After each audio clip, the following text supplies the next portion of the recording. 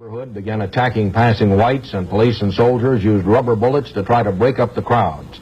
Late today, island authorities urgently requested Britain to send Army reinforcements. The incident's the latest in 2 days of rioting, touched off by the executions of 2 black convicted murderers. The trouble could have a devastating effect on Bermuda's economy, which is almost totally dependent on tourism. Gary Shepard begins our report with the overnight developments. It was a night of more violence and destruction. At least a dozen buildings set on fire despite a dusk-to-dawn curfew imposed by the government in an effort to restore order. Fire brigades raced from one place to another, attempting to keep up with bands of black youths who roamed the city carrying fire bombs. Police arrested at least 20 persons for violating the curfew, which was imposed under terms of yesterday's state of emergency proclamation. More than 300 troops have been called to active duty as a result of the trouble, and squads of soldiers carrying automatic rifles are being used to guard key facilities. Premier David Gibbons has issued an urgent plea for calm during what he calls this very difficult phase in Bermuda's history. We must work together to maintain law and order. We must work together to remove any causes which may have contributed to our present problems. Violence of any kind cannot be tolerated or condoned. Downtown Hamilton resembled a ghost town last night. Thousands of tourists, many of them Americans, watched some of the fires from their hotels, where they were confined after 6 p.m. because of the curfew. Hotel bars stayed open later than usual to accommodate the crowds. This morning, some of the burned-out buildings were still smoldering, and spectators gathered to get a look at what was left of them. Fearing more violence, many merchants began covering their display windows with plywood today. But in the case of this school, it was too late. Property damage as a result of the rioting and fire bombings is now estimated at several $1 million. But officials here are worried about the even greater damage to this island's reputation as a nice, quiet place to come on vacation. Gary Shepard, CBS News, Hamilton, Bermuda. Some troops have arrived, but some tourists are staying home. That's the latest report from Bermuda, the once calm but now racially troubled island in the Atlantic. About 200 British troops have been assigned to the island. These boarded transports in England, while an advance battalion of airborne troops was flown to Bermuda from a base in Central America. More on what's happening in Bermuda from Gary Shepard. A state of emergency remained in effect here today, even though the violence that began last Thursday night appeared to be subsiding.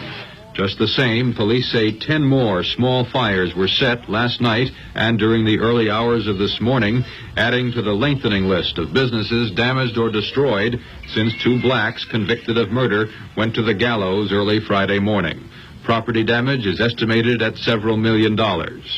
Late yesterday afternoon, several hundred black militants gathered here on Court Street, one of this city's black neighborhoods, and attacked unsuspecting whites as they drove through. This car is one of several vehicles damaged or destroyed. Riot police used tear gas and rubber bullets to disperse the crowd, but it wasn't until heavy rain began to fall that the confrontation between militants and police finally came to an end. These scenes were taken by a local camera crew and reporter who finally had to leave the Court Street area when some of the demonstrators began tossing rocks and bottles at them. Cut it, cut it, cut it! The arrival of the British troops here is expected to take some of the pressure off riot police, the small contingent of local troops, and firemen who have been on duty almost continuously for nearly 3 days. Gary Shepard, CBS News, Hamilton, Bermuda. The battle lines are clearly drawn here in the city of Hamilton, where police are now taking action against the arsonist and also these people who have been on the rampage since the dawn executions of Erskine Durrent Bach Boris and Larry Winfield Tacklin. We're right now just 2 blocks from the police headquarters and the House of Parliament. Moments ago, police pushed back a group of angry youths who were hurling Molotov cocktails. Rick Richardson for TV10 News on Victoria Street.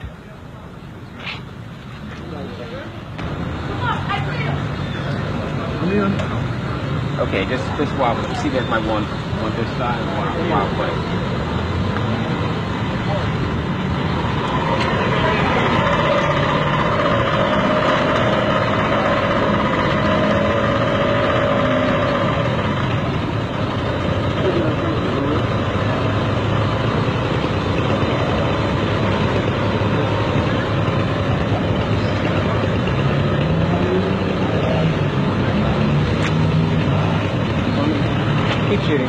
It's just 1 hour before the curfew time here in the city of Hamilton, and the violence continues in the aftermath of the hangings of Erskine Durrant Buck Boris and Larry Winfield Tacklin.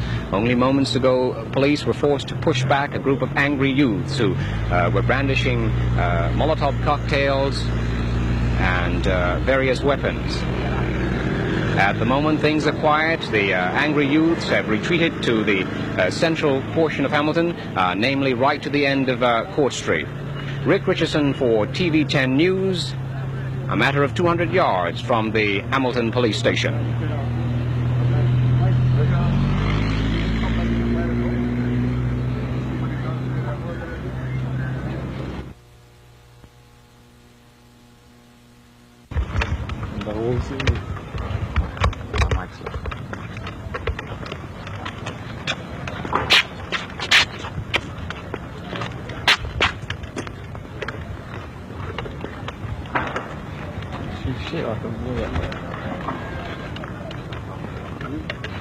Early on, we stated that Hamilton took on the appearance of a war zone.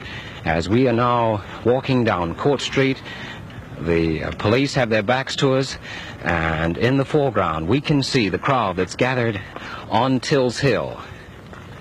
Also on Court Street near the Vials area.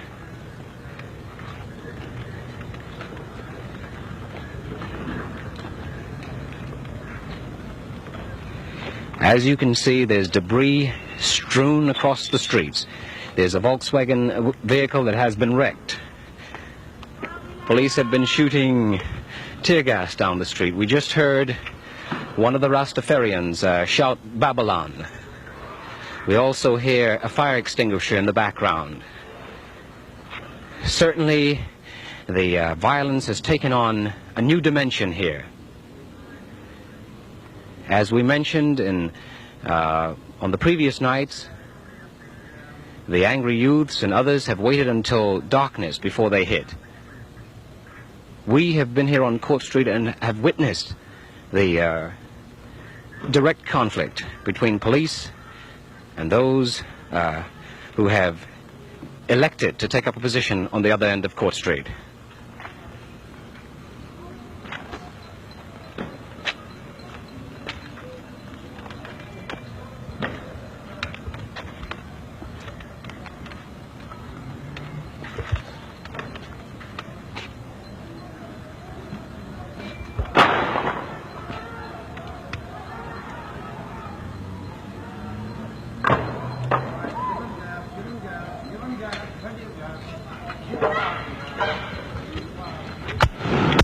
Right now, the youths at the other end of Court Street are advancing.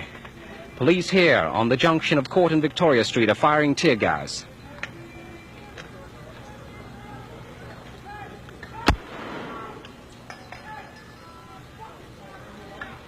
This really looks like outright confrontation.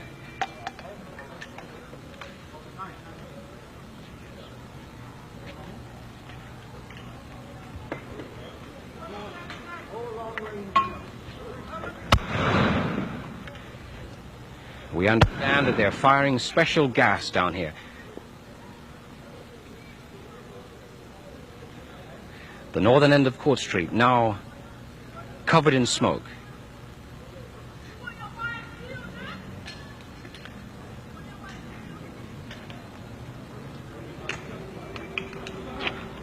Rick Richardson for TV 10 News at the corner of Court and Victoria Street. Okay, cut it. Let's get out of here. Cut it, cut it, cut it. Let's get out of here. Come on, Doobie.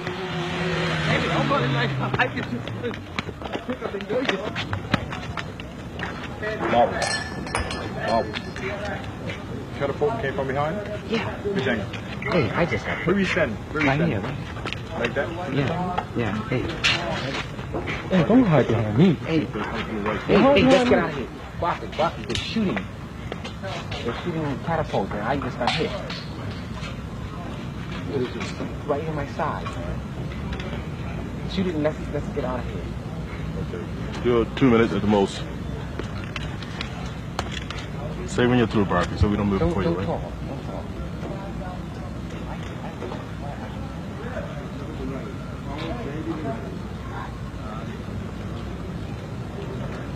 the catapults hit. I got one to check there. What did they use? Marbles. Marbles and slingshots.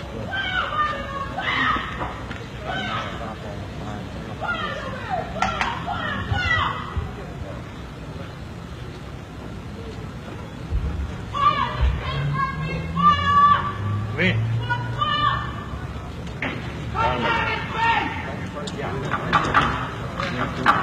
Public work? Yeah. Somebody's on top of that roof up there. That's where they're shooting. I'm on top of that roof. Somebody's on top of that roof. Just clear the door. That's where it come from. Inside the building. Like he was outside. Yeah. Yeah, somebody shot me. I got Right there. That's the one. That's where he is. Yeah, that's where he is. That's where he is. That's where he is.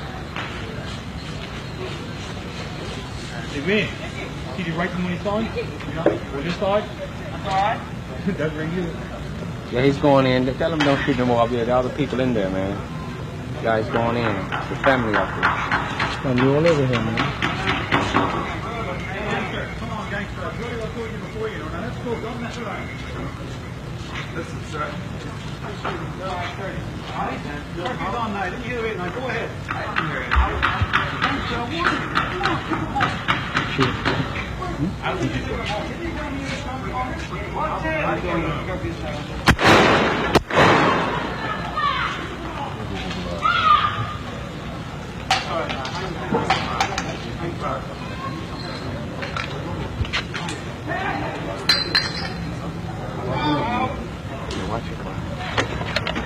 Let's get out of here. Let's get out of here.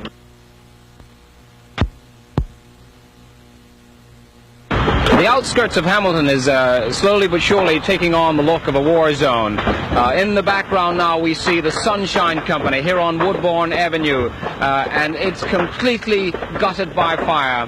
Moments ago we heard that the roof of this building was blown out and flames completely enveloped the building here. There's certainly no chance of saving this company. Adjacent to the Sunshine Company,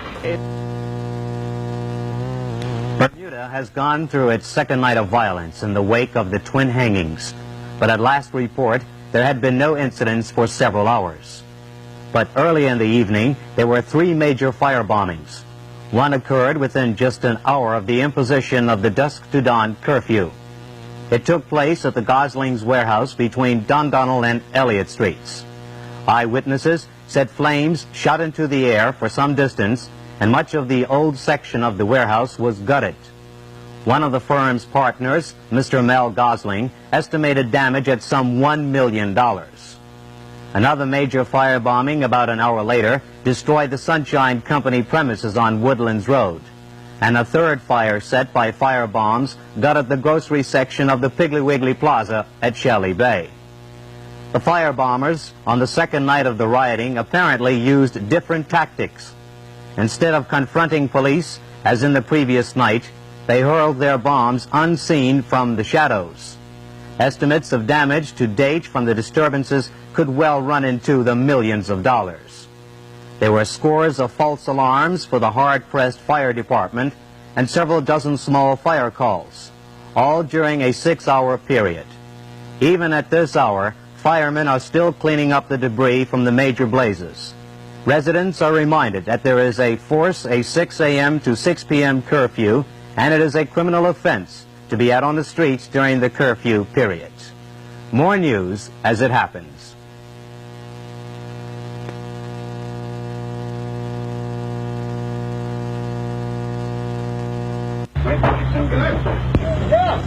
Joe Carvello, we are now situated on Woodbourne Avenue in Pembroke, and we're outside the Sunshine Company on Woodbourne Avenue. This company is completely gutted by fire. This building is another building wiped out. The continuing damage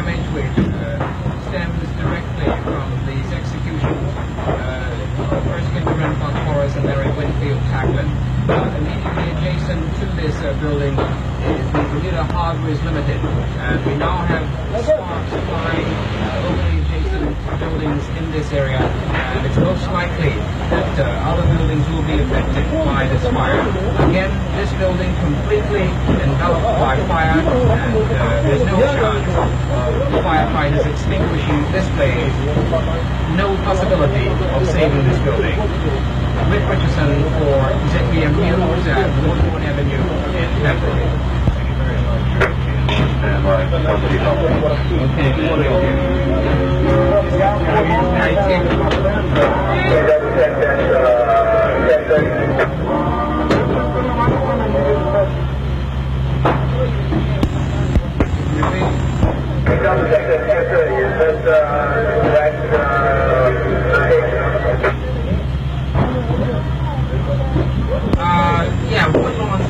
Woodlands Road, man. ZBM 2. Yes, right. Yeah, that's Woodlands Road, not Woodbourne Avenue, Woodlands Road. Hey, Mark, tell Holdenegg I might have to do another report out there on that same building. Could you make that correction for me, Joe? That's Woodlands Road. That's right, Sunshine Company on Woodlands Road.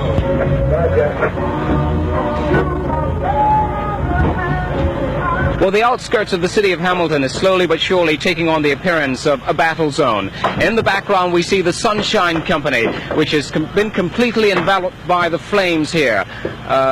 As we can see it, the firefighters stand no chance of extinguishing this blaze. The building completely ruined. Right now, they're trying to contain the ashes and what have we from blowing on to adjacent buildings. Right next to the Sunshine Company, we see the Bermuda Riots Limited. This is the fourth such location we have visited here in the city of Hamilton since these disturbances broke out. Tonight we've been to the Gosling's warehouse. We've been down to the perfume factory. We've also been to the Shelley Bay Plaza at Piggly Wiggly. All completely gutted by fire. Again, we say this building here, the Sunshine Company on Woodlands Road in Pembroke, just about wrapped up with fire. Completely destroyed and the contents within. Rick Richardson for TV10 News at the Sunshine Company, Woodlands Road, Pembroke.